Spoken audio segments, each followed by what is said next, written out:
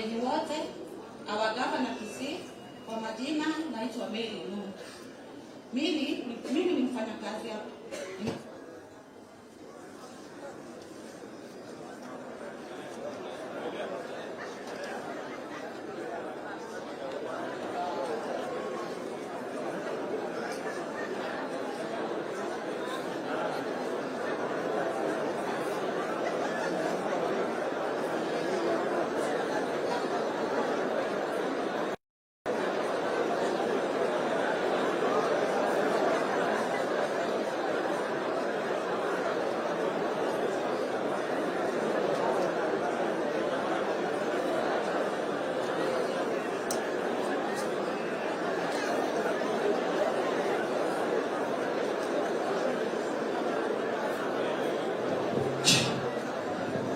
Okay, nilikuwa nasema mimi nimetoka Murang'a County.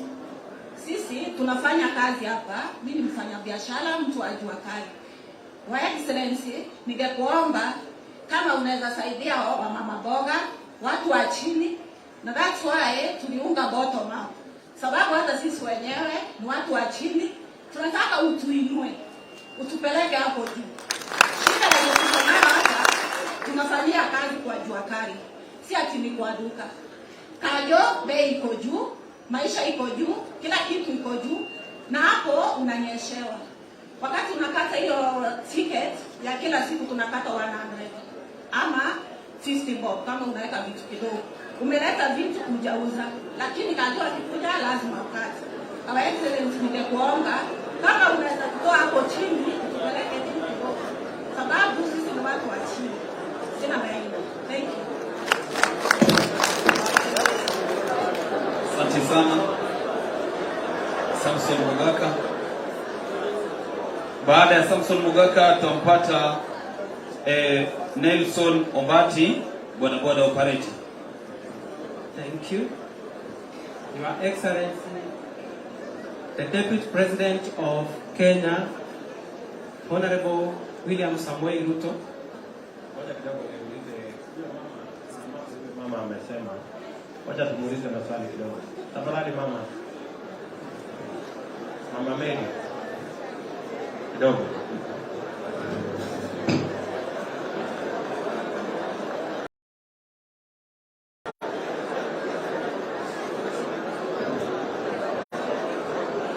Ningependa nikuulize, hebu tusikizane kidogo. Ningependa nikuulize mama Mary. Umesema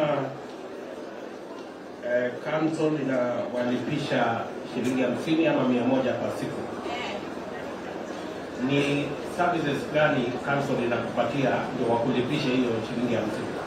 Ukalipia hapo kwenye Wamekufanyia kazi gani ndio ulipe hiyo shilingi 50? Kuna kazi yote council wanakufanyia? Kuna maji pale mnafanya hiyo kazi? Maji. Kuna maji, kuna choo mahali tunafanya hiyo kazi. Ni jua kali kwa jua, lakini unalipa na hakuna kitu imejengwa hapo. So unalipa for what?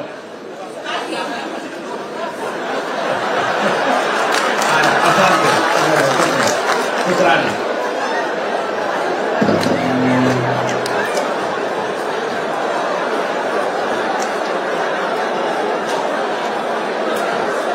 Yes, Your Excellency, our Deputy President, William Samoei Ruto, invited guests, ladies and gentlemen, protocol observed. Good morning. I'm here today, this economic forum, to present health matters. We have some of the issues which should be addressed. My name is Samson Mugaka. We have several issues which should be addressed by the coming government of Honorable Samoei Ruto. Number one, we have shortage of drugs in our facilities, Your Honor. In this economic forum, we cannot talk about improving the economy of the nation with a sick population. The population must be in good health so that the economy can be improved. We have a program of universal health care whereby we have the community health volunteers who refer clients from the community through the community health extension workers to facilities. But unfortunately, when they reach in our facilities, their diagnosis is made, they are prescribed, there is no medication dispensed, even the essential drugs were honored. So, Your Excellency, kindly you look on that point. Another issue is we cannot talk about the development of economy, good health of economy, without mentioning food. Right now, the essential commodities, including foods, their prices is so high. They are not achievable by the hustlers nation population. Kindly, Your Excellency, we have set our mind, we are going to serve for only 3 months ahead. As your government is going to take over, look on this point, Your Excellency. Another issue, Your Excellency, we kindly appeal for medical staff welfare.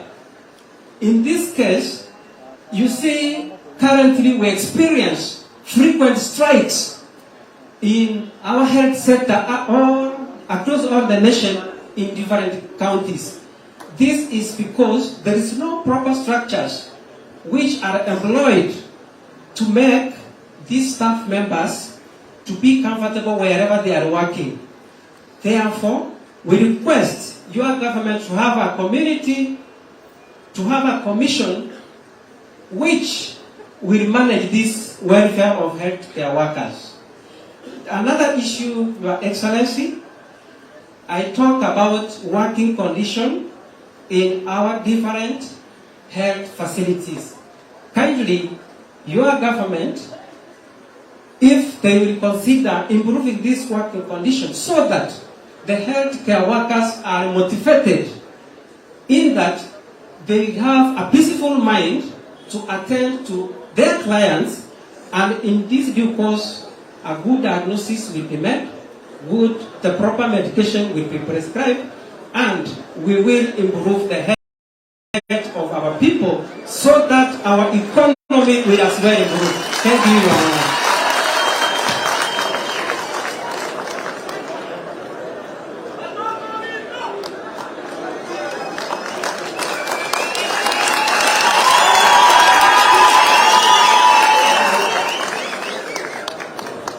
Welcome Mheshimiwa Mdavadi. Huyo jamaa na simu yake ndo mlima. Oya. Hiyo simu weka chini.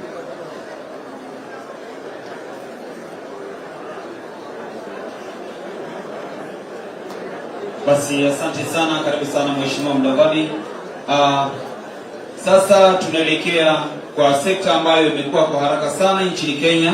Kila pahali ukifika huwezi kosa sekta ya bodaboda ikiongozwa na Nelson Ombati. Karibu. His Excellency, the Deputy President, UDA officials and aspirants, na wageni ambao wamealikwa huku, na wasalimu amjambo. Amjambo tena. I want to talk of bodaboda, the challenges we are facing, and the things we could require. We could need the 15th president, Samuel Ruto, of which CC on 19th, tunajua ndiye rais wetu, au sio? Vijana mpo? Now, yeah, on 19th, sorry. 9th, sorry. It's okay. The courage kusimama huku mbele pia inapanga ngumu. And I'm so happy today seeing my deputy president, the next president of this country.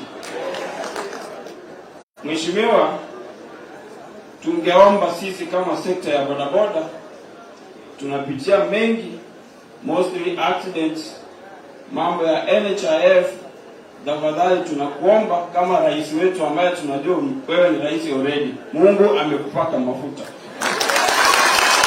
The second thing ningeongelea is the issue of tax. Yenye tukua tunalipa kila mwezi iko juu sana.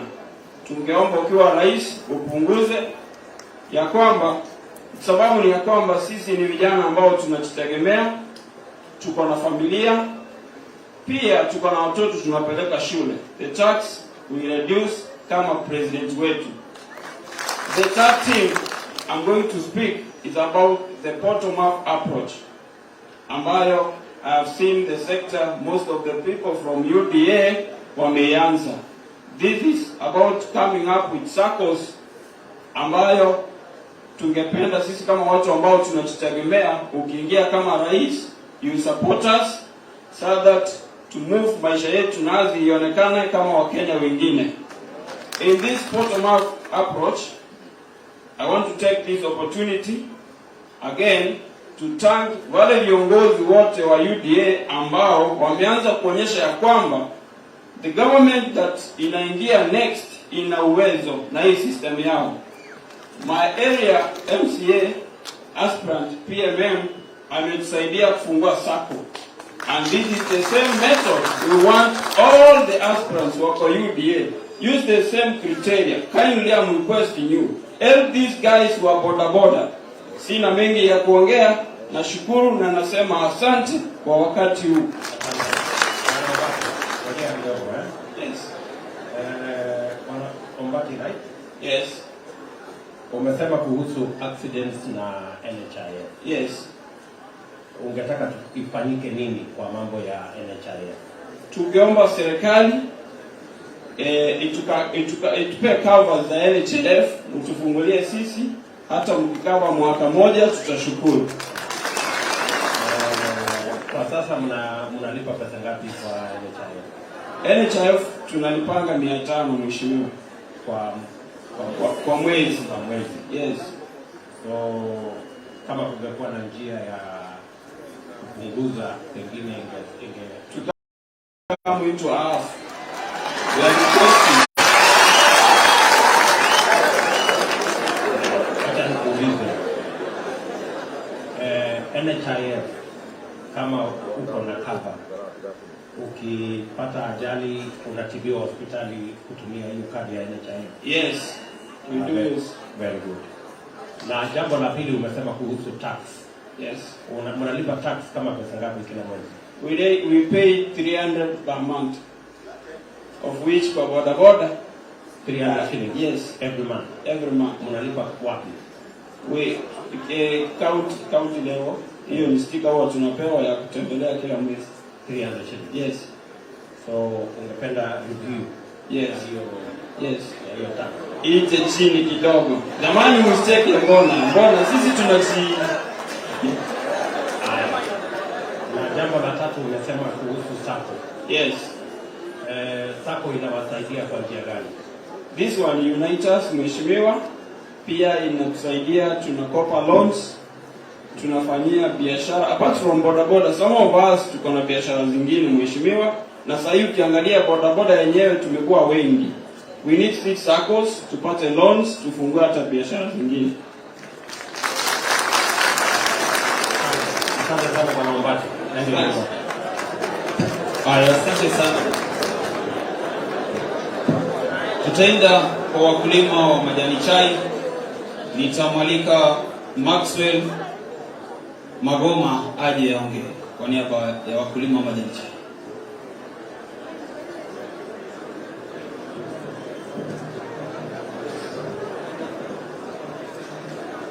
Mochokoro wala usi uchamege mdavadi weta murembe aba usiba mintombi yamole mwensi yamole naine.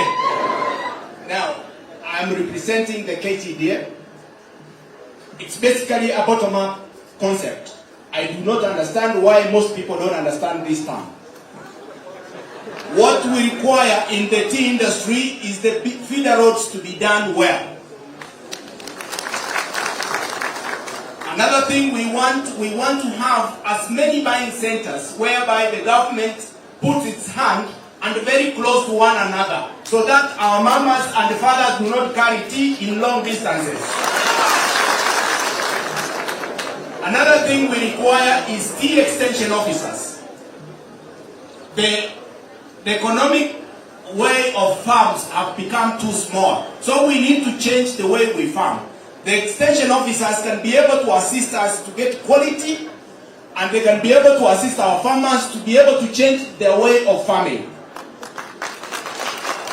This will be able to assist also in terms of fertilizer, changing the way the farming is being done, and the fertilizer to be cheap.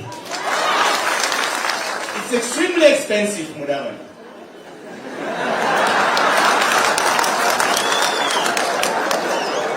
Another thing we want is to value add the product called tea. Ketepa was actually started basically for that purpose, to be able to value add it, but it has gone away.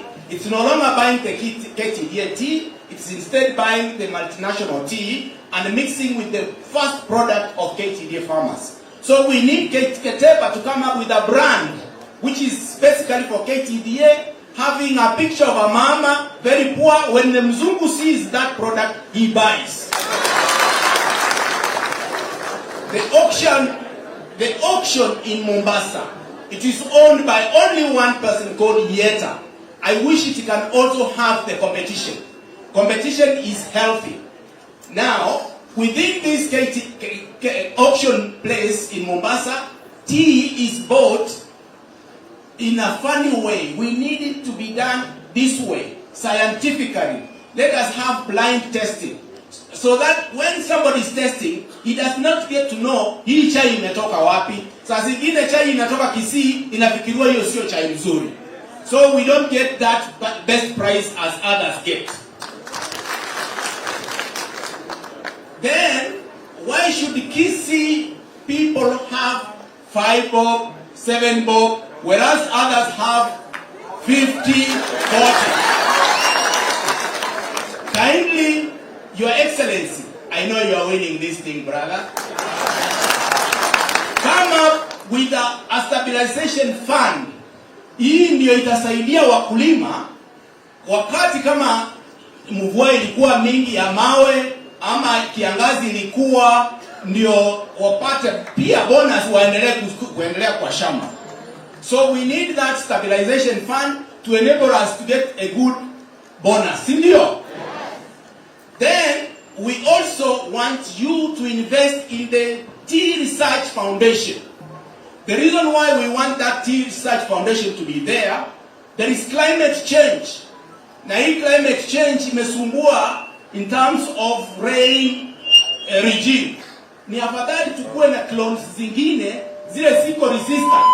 And this has to be done through that kind of research. Hii clones zile tuko nazo hapa Kisii, moja inatoa kilo moja kwa mwaka. There are clones which produce 3 kilos per year. Na unaona shamba imekuwa kidogo. Sasa ukiwa hata miti 1000 unamalizia 3000 kgs. Na 3000 kama unapatiwa bonus ya 50, hiyo ni pesa mzuri, si ndio? Na hiyo ndio kitu tunahitaji kutoka wakulima wa chai. No doubt you know tea is the only source of the foreign currency. It makes the gross domestic product of this country the highest. Mbona mnawacha wakulima wanasumbuka, and they are the ones who make all these people travel. Pesa yetu ndio inafanya mafuta inanunuliwa. So saidia sisi by actually encouraging the farmers to continue staying in their farms. Thank you very much, Honorable. I know you are there. Na wewe ni kijana kweli. Asante sana. Swali moja ndugu yangu. Wana Maxwell Magoma. Maxwell. Unasema pale kwa soko auction pale Mombasa. Yes. Una giza. Yes.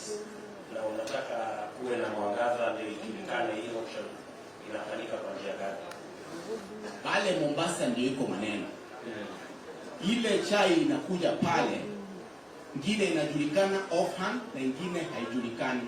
So ile ndio sasa wanafanya testing kwa mtu ananunua asijue ina hiyo. Sasa ndio utatolea hiyo aroma mtu anunua.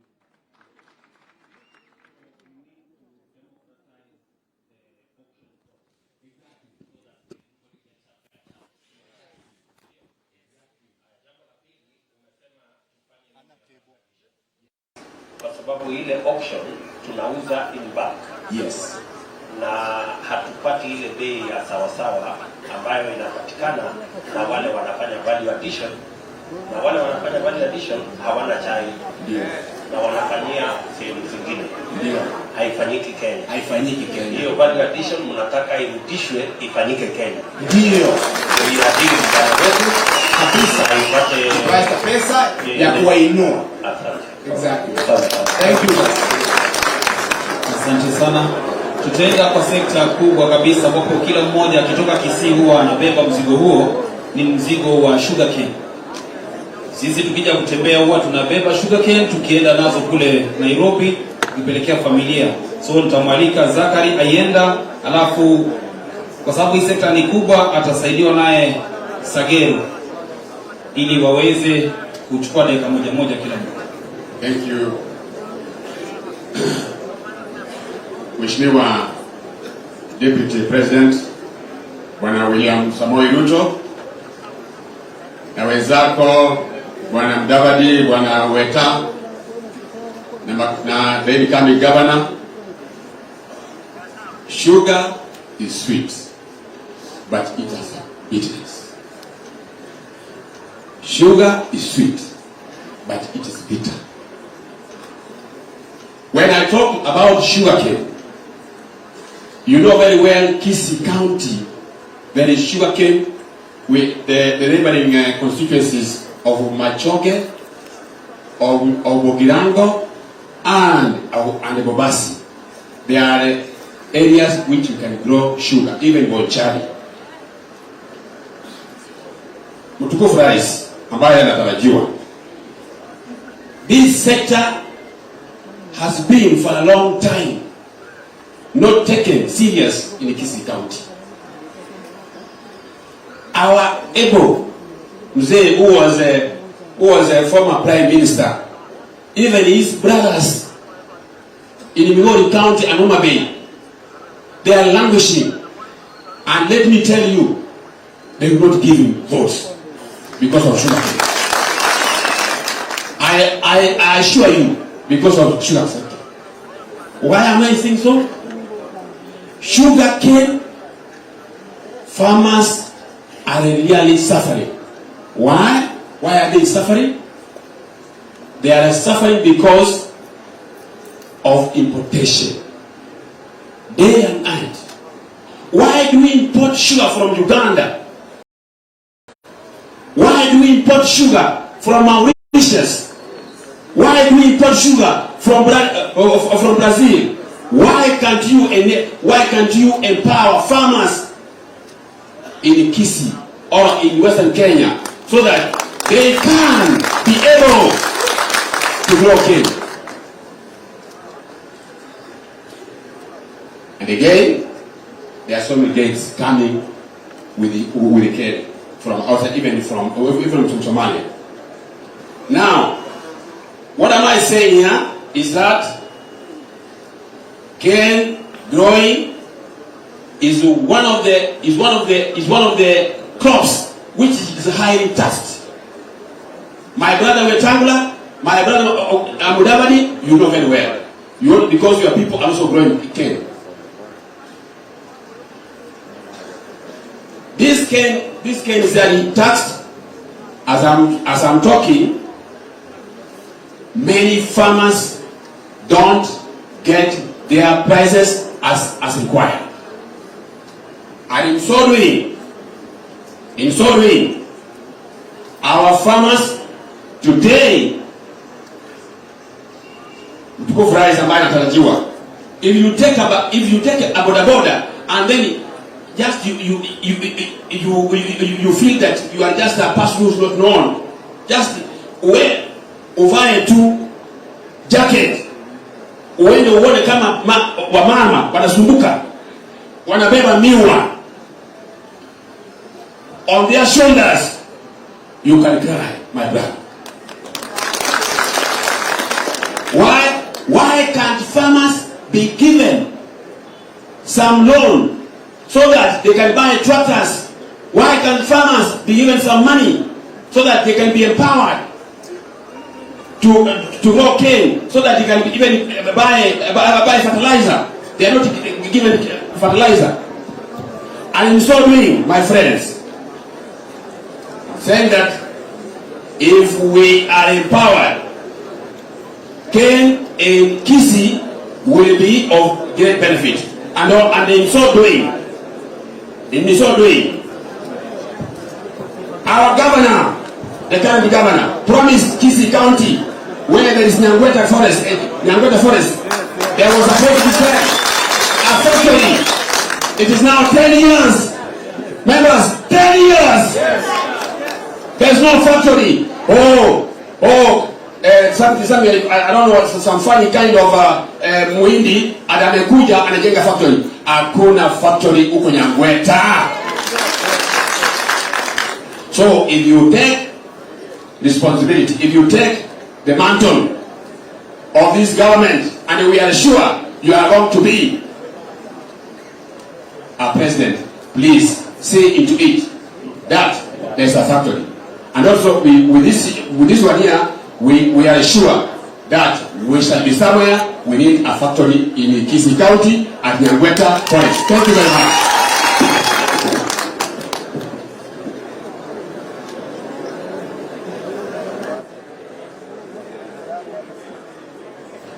Your Excellency, yangu itakuwa kidogo sana. Ndugu Mudavadi na ndugu Weta, karibu kwa sababu mnajua maneno ya miwa. Sisi kitu hii miwa imetufanyia ni kwamba instead ikuwe kitu ya kutusaidia, imekuwa ni kitu ya kutusumbua. Kwa sababu mtu akiwa na miwa inakaa miezi 18. Wakati huu imekaa miaka 2. Kitu tunachohitaji imekaa hata miaka 3. Tunachohitaji ni bank ambayo itatupa loan kwa sababu ya miwa. Kwa sababu unapata watu wanaongojea kwa sababu kuna miwa kwa shamba, mtoto wake akiitwa shule anakuja ananunua miwa kwa miaka 4 na miwa inakaa hapo, amekupatia pesa na amekupatia pesa kidogo. Hiyo ndio tunahitaji. Na pia ndugu Osoro, umejaribu sana na hii county government. Umejaribu sana na hii national government. Ndugu Machogu, ukikuwa governor na rais atakuwa Ruto, mtuletee factory. Hii factory ilianza 1979 na wametumia kama kitega uchumi. Ndugu yangu Maangi, ukiwa senator, nataka kusema mbele ya hii mkutano kwamba wewe na Ongwae na watu wengine mlitumia hii factory kutengeneza pesa. Mmetengeneza pesa kwa hii factory. Mkubwa yako wewe ndugu Maangi, wewe utakuwa senator kwa hii serikali ya huyu. Lakini mkubwa yako Ongwae alitumia feasibility study, consultancy, wazungu wakakuja, Wahindi wakakuja, tumechoka. Mimi nilikuja hapa wapi na Nyambati. Nyambati ndio mkulima. Mimi nimekuja hapa kuomba tu Mungu kwamba Mungu asaidie Ruto akuwe president. Mungu asaidie Machogu akuwe president. Mungu asaidie Maangi akuwe senator. Maangi sina ubaya na wewe, lakini watu ya county pesa yote mamilioni ngapi ambao mlitumia kufanya consultants, unisamee. Kwa hayo machache nataka kuomba Mungu Baba ambao unatupenda, wacha Ruto akuwe president. Wacha Machogu akuwe president. Wacha Maangi akuwe senator. Wacha Osoro akuwe mchumbe South Mugirango. Tumesumbuka. Mungu nakuomba kwamba utusaidie. Tarehe 9 itangazwe Ruto akuwe president. Tupate factory, miwa itusaidie kwa Kisii. Haya Mungu naomba katika jina la Yesu Kristo aliye mwombezi wetu. Amen.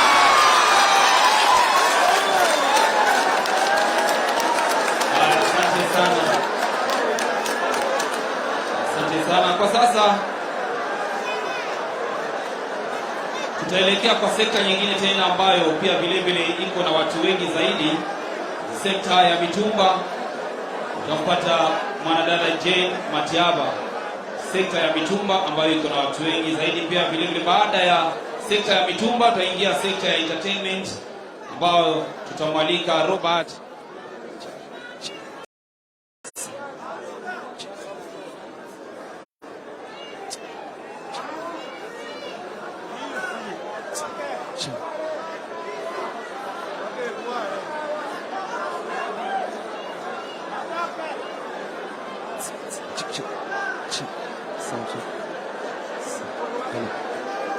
see, some check.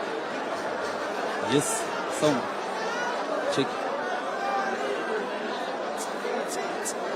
Haya, asante. Tunaelekea, tuko kila sekta tunataja tafadhali. Ndizi bado mko. Hatujawasahau. Kila sekta iko. So sasa ni sekta ya mitumba, kisha baadaye sekta ya entertainment, wanamuziki. Robert Makubamba ataweza wakilisha. Karibu Jen. Asante kwa nafasi. Your Excellency, sir, the incoming president, the 50th president, all protocol observed in the house. Mimi yangu majina ni Jane Mora Matiabe. I represent the people of Mitumba and open air market. Huyu mama ndiye sauti ya wanyonge pale Kisii. Ndio ninasimamia wale watu wako pale nje. 1. Watu wa Mitumba pale nje wananyeshewa kila siku. Wale watu wa Mitumba ambayo inaletwa Kisii ni ile inakuwa reopened in Nairobi. Alafu ikifika Kisii, mama amechukua loan. Hiyo loan ambayo alikuwa amechukua, akifungua ule mtumba, anapata mtumba iko repacked. Vitu zenye ziko ndani ni zile ambazo ni chafu, zile walikuwa wamekuja wamechukua na shilingi 5 tena wanaenda wanatuwekea ndani. Ukichukua hiyo loan, hakuna njia unalipa. Kitu kingine watu wa Mitumba shida wako nayo, hatuna market kabisa. Market hakuna. Hata pale Kisii ukipita hapa kwa street, unapata mitumba, it's everywhere. Hakuna mahali tumejengewa, wakati mvua hiyo inakuja tunanyeshewa, lakini taxi huwa tunatoa. Hata choo hatuna mahali tunaenda. Wale wamama pale nje hivyo ndio wanateseka. Na hizo choo tukienda saa manyumba za watu, tunaumia hapo, lazima ulipe ndio ingie hapo. Lakini hatujajengewa bwana Machogo. Hatujajengewa choo pale ambao wamama wanajisaidia. Mkiingia kwa hiyo serikali mtuangalie. Kitu kingine nitaweza ongea kama mfanyikazi wa open air market, ni wale watu wetu wadogo, wale wanapaka rangi viatu. Wale watu mkipita pale vile mko hivyo mnaoshewa viatu, na wale watu wenye wako pale nje hawana mahali pa kushelter, pia wao pia wananyeshewa pale. Hata mahali penye wanakaa unapata mtu anakalia mawe, mvua ikikuja na mpiga hapo. Serikali ikikuja inabeba vitu zao, sometimes inabeba zile sanduku zao, wanaenda wanatupa tena wanakuja. Watu wengine ambao ninaona pale wanaumia ni watu wale wa mkokoteni. Wale watu wa mkokoteni wanabeba zile vitu, wamezibeba wakitubebea mitumba yetu. Wakibeba hiyo mtumba wanafika pale, kumbe zile mitumba wanabeba, wakifika kwa mama ile pesa inalipwa kwa mwenye alikuwa amewakodisha hiyo goteni, sio yao. Wale vijana wanakaa pale kwa round about, ile goteni sio yao, ni ya matajiri. Kwa hivyo wale watu wanahitajika pia kuwa briefed na wao wakae na mgongoteni yao ili wasaidike pia. Hao watu wa mitumba ninataka utusaidie hivi. Tusaidie na go down yenye itakuwa inatoka Mombasa ikuje mpaka Kisii. Tupate mitumba yetu hapo direct. Tuwe tunapata kutoka hapo. Kwa sababu watu wengine pale nje kama Nairobi unapata ni wamama wanauza mitumba lakini wanaendelea na wako na magari yao. Lakini sisi tunafungua unapata hasara. Na loans tusaidie mahali penye tutapata loans ili hao mama waendelee. Hata ikiwa ni loan atalipa, anakimbia kwa godown, anachukua hiyo kitu, akiuza anapata faida. Umezungumza mambo matatu. Kwanza unasema unataka hiyo biashara yenu ikuje direct. Yes. Musihadaiwe na wengine kule Nairobi. Jambo la pili, mmesema mnauzia mahali ambapo hakuna soko, ni kwa jua kali na kwa mvua, na mnalipishwa na kanzo, mnalipishwa na county, mnalipishwa ushuru na county. Alafu umesema jambo la tatu, mnataka mkopo, mahali mnaweza kukopa pesa. Saa hizi mnakopa wapi?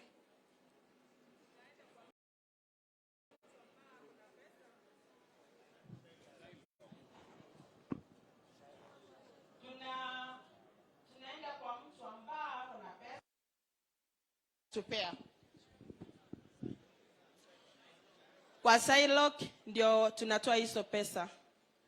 Na huyo mtu anatulipisha 20% per day. So by the end of the day, ukipiga hesabu hata hujauza, unashindwa mahali unatoa. Sometimes wengine wamekimbia soko hawako, wameenda nyumbani.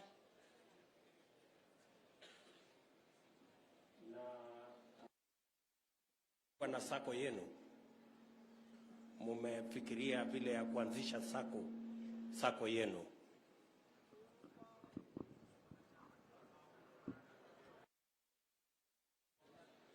Saa hii hatuna sako ya mtumba.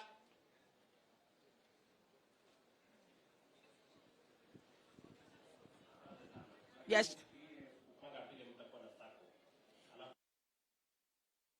Sawa. Haya.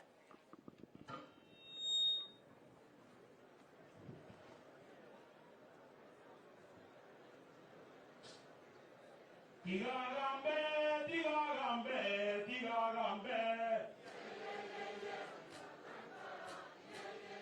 Thank you. Mheshimiwa, my name is Robert Masiga Orangi. My pseudonym is Makubamba Roba. I am an of Kisii, and I'm standing here to represent the views and needs of the artists from this great region. And first, Mheshimiwa, tunashukuru sana sababu kutoka kwa ofisi yako wasanii wanatambulika sana. Wewe peke yako ndio ulichagua yule kijana mdogo mwenye ameimba hatupangwingwi kuingia kwa campaign team yako kuensure that the slogan goes to the ground. Sasa sisi kama wasanii, na ninaongea kwa niaba ya wasanii kama Kenya yote, niko na a few points. Ya kwanza ni the percentage played on our media. Our media has been infiltrated by content kutoka other countries. Unapata content yetu inachezwa kama 10 ama saa zingine 5%, 95 ni kutoka nje. Mheshimiwa, Mungu akikujalia mwezi wa 8 tarehe 9, by tarehe 10 utakapokuwa unatangazwa, sababu unajua system yetu inafanya kazi na lazima ukuwe president, tafadhali wacha iwe that it's one of your goals to ensure that 80% of the music played on our media ni ya Kenya, the same way as South Africa, Tanzania, Uganda, Nigeria, to name but a few. Secondly, revenue collection. Watu wako hapa wengi, they own hotels, vinyozi, wengi wanaona mpaka watu wa matatu. Hizi kampuni za kucollect revenue kama Prisk, MCSK na zingine nyingi, they come collect, the minimum wana collect per shop is 6,500. Lakini every year msanii akilipwa, ile utapata ni 2,527 kila mwaka. Ukiangalia Kisii pekee, they collect over 65 million, sababu si Kisii town pekee, all the sub-counties. Lakini ile pesa inakujia msanii wa Kisii ni 2,500 ama hata isikuje tena. So ukiingia tafadhali wacha kina Mheshimiwa Osoro watengeneze sheria ya kusema wale watu wa kucollect revenue wa collect ile pesa trickle down kuja kwa msanii, ama tukue na zile ofisi zao hapa ile ina collectwa kwa county kwa devolved, wasanii wanalipwa per county. Ya tatu, At the same time kwa point ya Skiza ndio rais alisaini kuja 52 kwa msanii. Msanii ndiye anafanya kazi mingi. Analipwa 52, Safaricom inachukua the junk. Kama inawezekana, wacha msanii apandishiwe kuje 70%. Itatusaidia sababu ni industry ambayo imeajiri watu wengi sana. Namba ya 3. Hawa wasanii ndio watafanya Kenya yetu ijulikane vile Amerika inajulikana kwa muziki ama vile Nigeria inajulikana. Lakini wakati wa kufanya video shoot, because we are trying to sell our country and our counties to the rest of the world, tunalipishwa pesa mingi sana kufanya video shoot. Ikiwezekana, and this one I'm requesting kwako pia na kwa gavana ambaye ataingia Mheshimiwa Machogu. Tafadhali you scrap off hii pesa yenye tunalipishwa kufanya video shoot kwa county yetu. We are selling our country uko nje.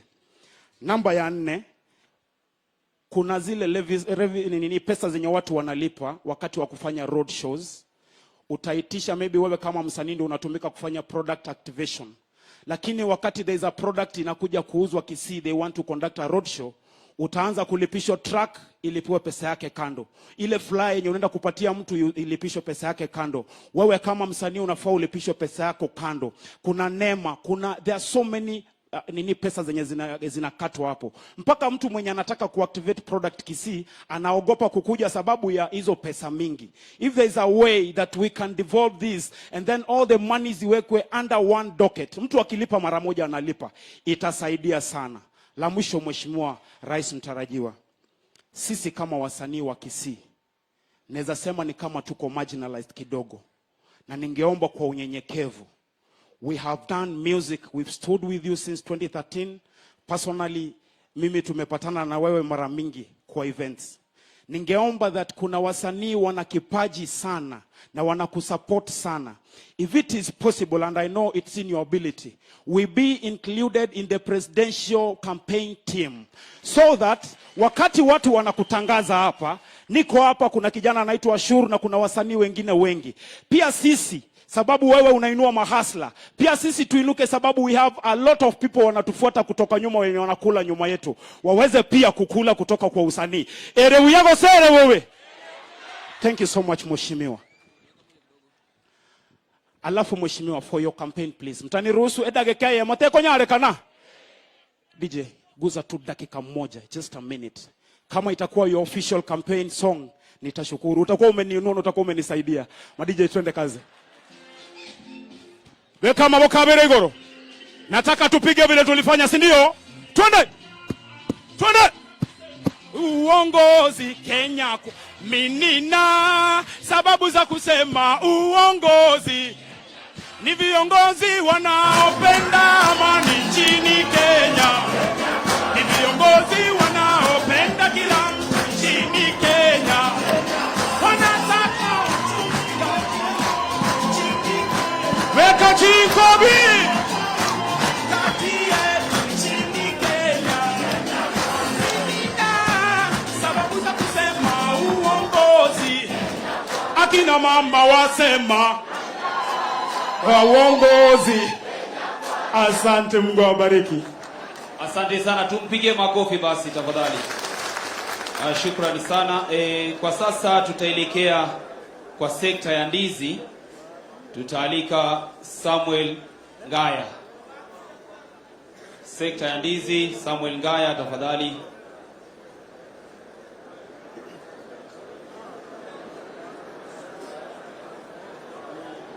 Baada ya Samuel Ngaya tutaelekea kwa sekta ya coffee ambayo tutamwalika James Omingo. Sekta ya kahawa, James Omingo. Baada ya Samuel Ngaya kwa sekta ya ndizi, James Omingo kae tayari, tutakuja kwa sekta ya kahawa.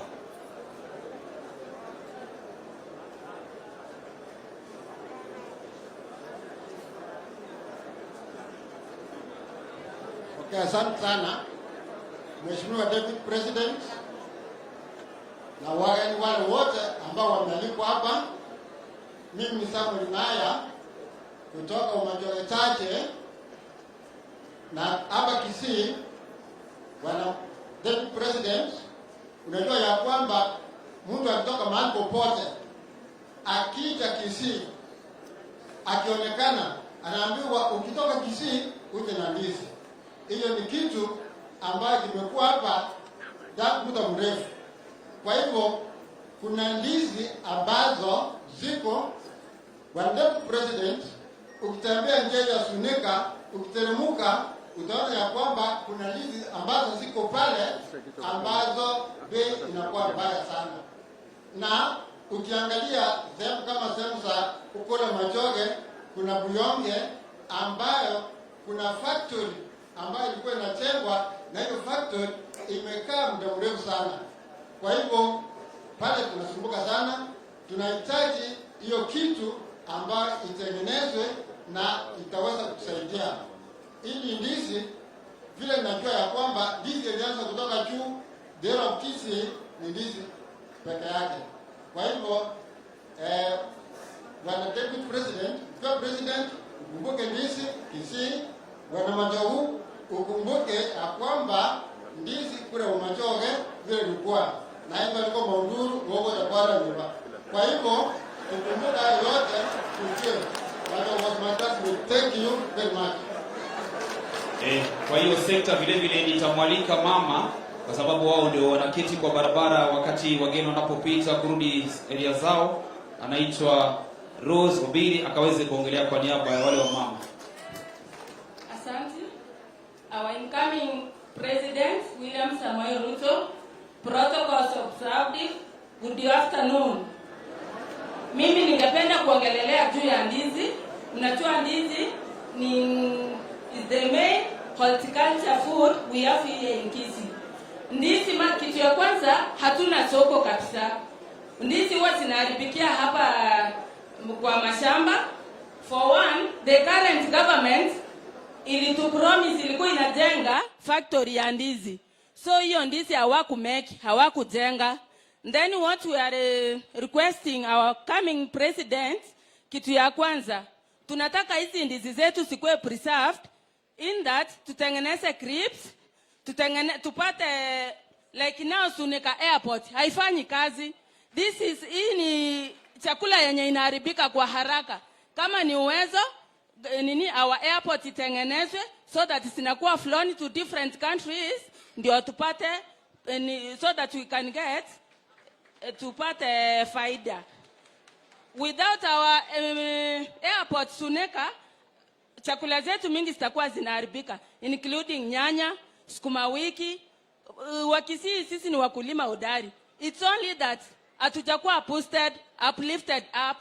So hiyo bottom up tunataka ianze hapa Kisii, especially Bonchari. Ndio tunataka tuanzie ikuwe mfano wetu. Sina mengine mengi ya kusema. Crips nimesema, market ikuwe ready for these bananas to be sold. And then ingine sana wanauza barabarani. In fact kuna wakati zinafika zinakuwa mingi. Wamama jioni ameuza shilingi 50, ama zingine mpaka zinaharibika, mama anaacha hapo anarudi nyumbani. So please, hii tax nayo ya kukatwa. Mama akona besen ya ndizi ya 200. Then watu wa taxi wanakuja kanjo, anataka kuchoga yeye apatie 150. Surely, please, we beg you, utusaidie.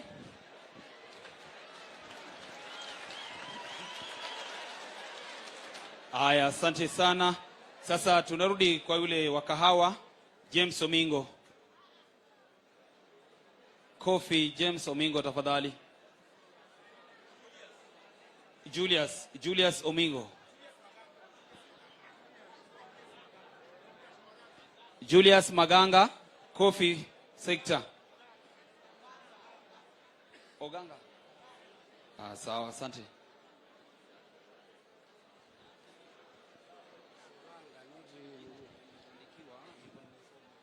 Mheshimiwa wa Rais, viongozi wa Kenya Kwanza na wananchi wote wa Kenya Kwanza, hamjambo? Mimi nimesimama hapa kama mkulima wa kahawa. Kahawa, when I was born long time ago, I was told that kahawa ilikuwa the main cash crop ya Kisii County. Watu wengi wenye wameajiriwa Kisii County walisomeshwa na kahawa.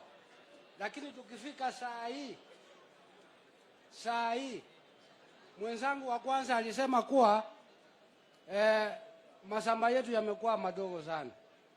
Mashamba yakiwa madogo sana, mimi naonelea wakulima wakiwa wakao, kahawa inahitaji shamba ndogo sana. Hivyo ndio tutapata mazao ya kusomesha watoto wetu. Sababu tumeambiwa ile shamba tuko nayo tunafua mahindi ya kukula. Kusomesha watoto tunataka kahawa pia isomesha watoto. Sasa I want to enlighten on 3 areas to improve kahawa. 1, prices for coffee. In fact, coffee prices are very low in Kisii County compared to other counties. 2, coffee machineries. The coffee machineries that were bought when I was born, those are the things that process our coffee, so they spoil our coffee. We need our coffee factories to be improved so that the quality of our coffees will also improve to get higher prices. Lastly, farm inputs. Fertilizer imefika 6,000. Bei ya kahawa iko chini. Sasa tunasumbuka, tunataka serikali ikiingia mamlakani, farm inputs yote ya coffee irudishwe chini ndio na sisi tupate faida ya coffee. Asante.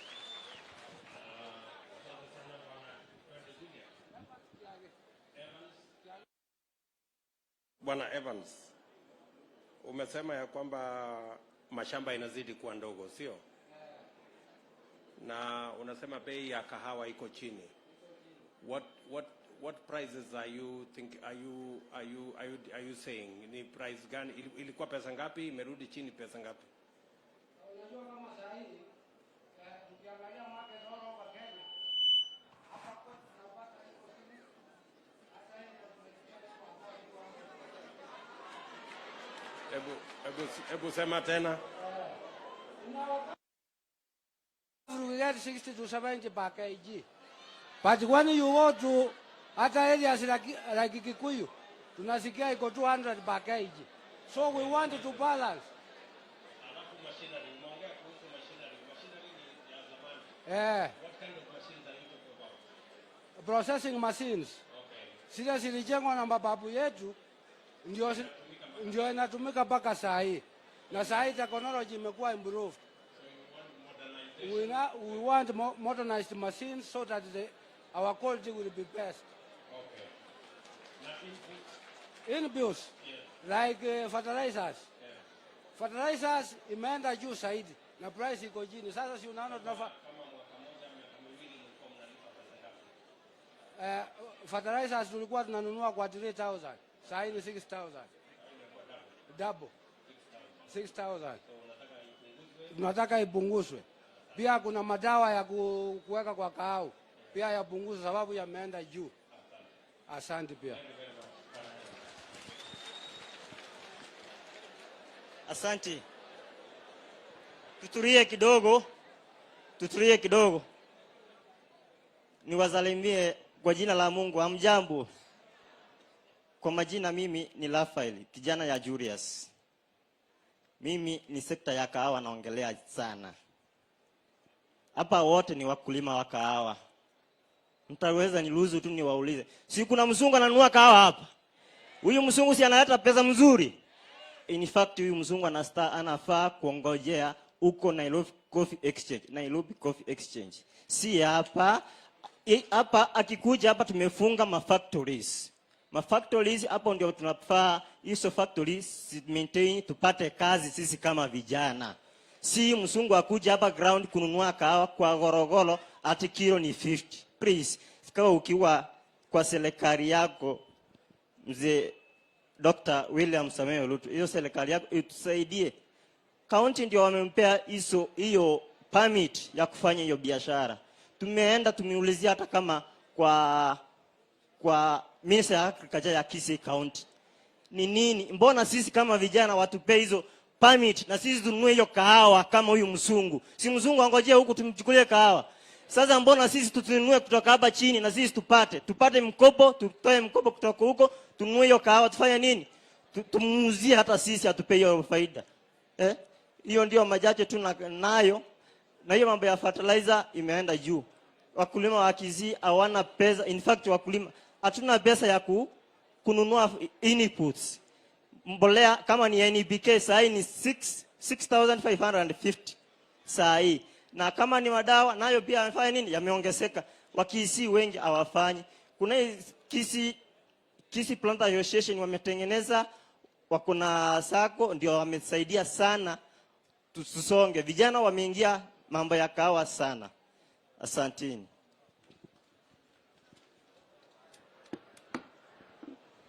Asante. Nitaomba sasa tuingie kwa matatu sekta. Nimwalike Kombo kutoka Transline. Kombo.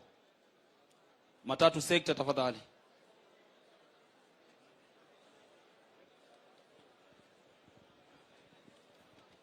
His Excellency William Samoei Ruto, whether my DVD with our aspirants of UDA. Amjambo. Arambe. Arambe. UDA. Kazi ni kazi. Chaba mko. Asante. My name is Thomas Ogeto Mose. I represent the Matatu sector. I'm the secretary of the Matatu Workers Association. Tumefurahia sana. Tumezaurika kama sisi watu wa matatu kwa muda sana. And the deep presence long when we sit at when tulikuwa na wakati tulikuwa tunanasa watu wakati ule. Wakati tulikuwa kwa hotel nyingine hapo town. Tuliongea kidogo machache lakini laundi unaona hii safari sasa tuko pamoja, tuko pamba kwa pamba mpaka taratiza tufanya maneno.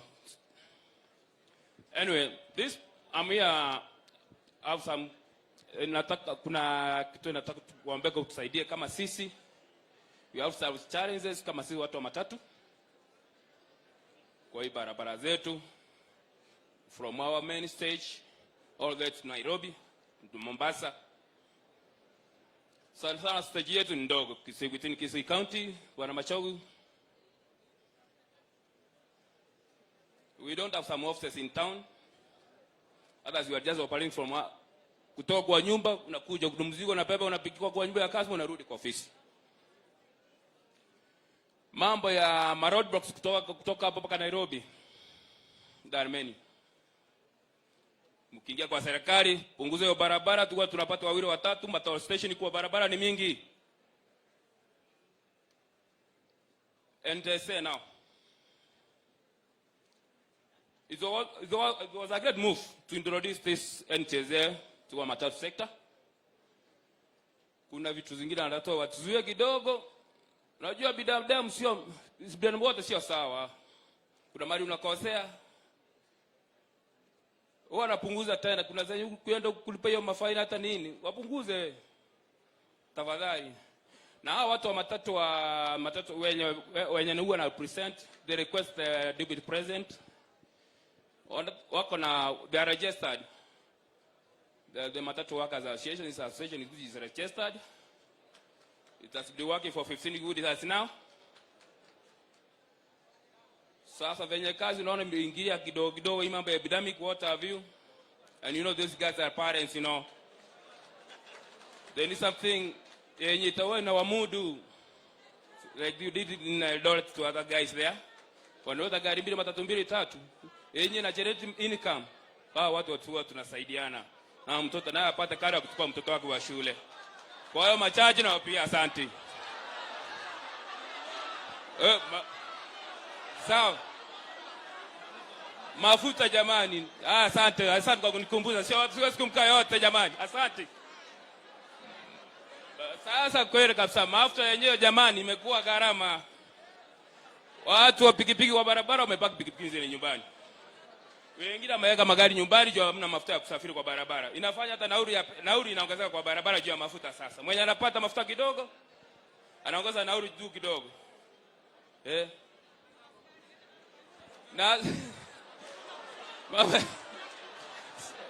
Na sati ndio wanaume wanasikia wananchi wanasema nao pia asikaa jamani kwa barabara mkaa wengi. tupunguzie kidogo. Ndio nikasema toll station zimekuwa mingi. Naomba tu hapo tusaidie, tupunguzie jamani, angalau tusukume maisha kidogo mbele. Kwa majaji nasema asante.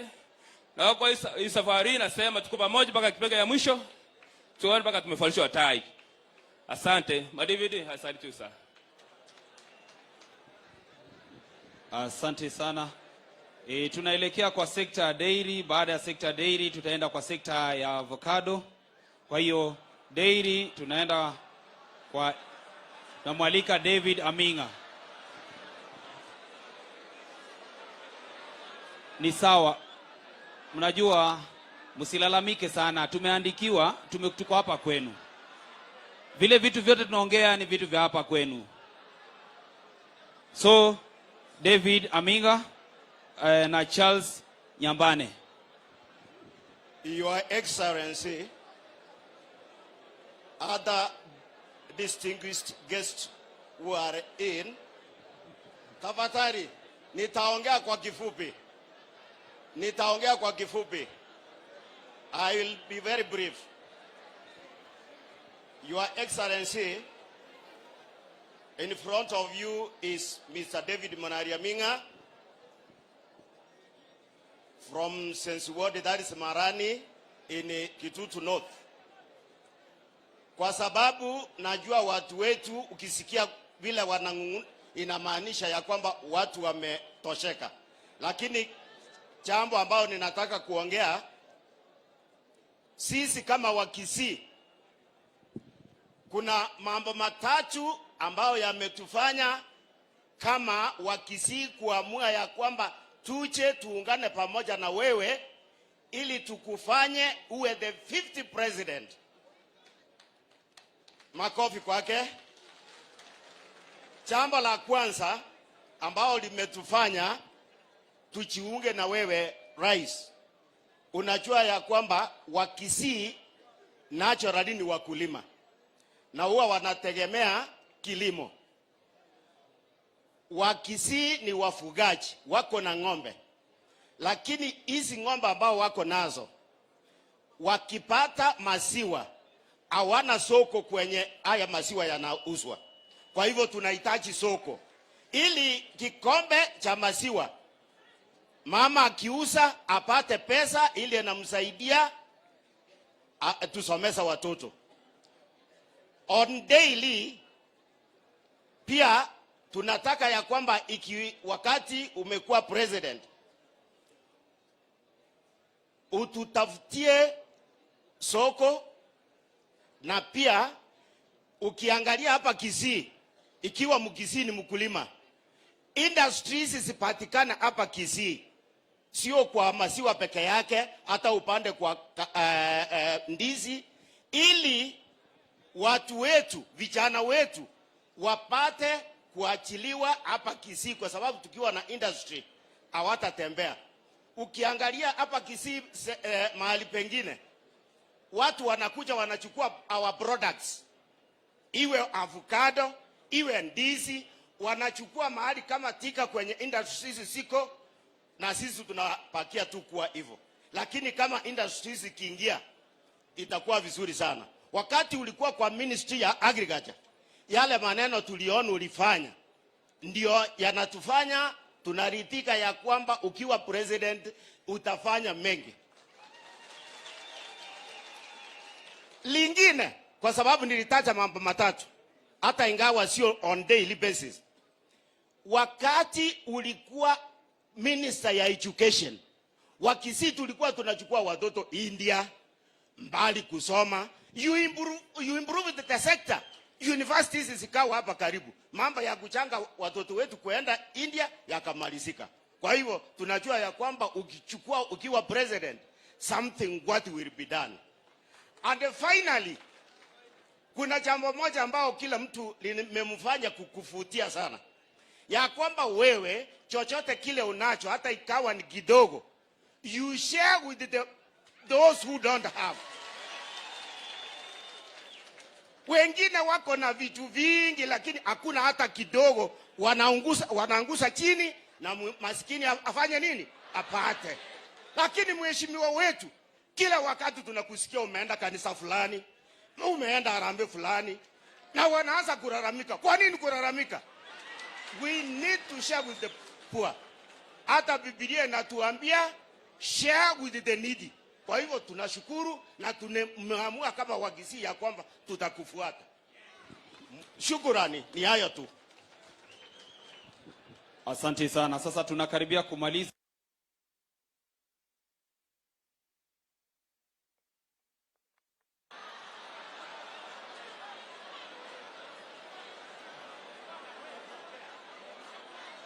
Avocado Delfand, tafadhali karibu. Mheshimiwa Rais, Bwana Jude, mjambo nyote. Aye, abana ba mintu bia mure. Egentu kia rero ni economic forum. Ni maeta abantu barosire. Omugambi ata ko ile report iguru y'ebintu bia itu bia seita. Yoto ntogote ngaya yachize jerire gatate gukwana report iria ya kire sector. Ntoigwana ine. Watigaire batatu boka. Oyo noyo. Aba basi. Arari.